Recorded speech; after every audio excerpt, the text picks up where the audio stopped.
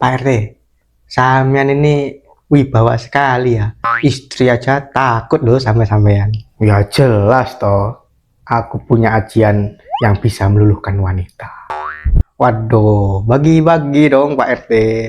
Ambil rambut istrimu satu helai, simpan ke dalam dompet. Waktu istrimu mau marah atau melotot, kamu baca doa pendek. Waduh, mantap ini Pak RT. Aku mau coba di rumah.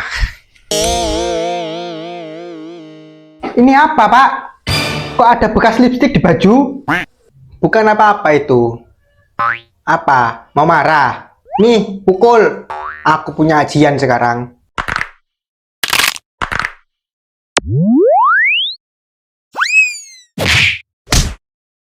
Gimana Abdul? Sukses tundukkan istrimu? Sukses apaan Pak RT? Malah kayak gini. Waduh! Doa apa yang kamu baca, Dul? Gini Pak RT. Allahumma barik lana fi ma razaqtana wa qina adzabannar. La ilaha illallah. Itu doa mau makan, Dul. Yang penting kan doa Pak RT.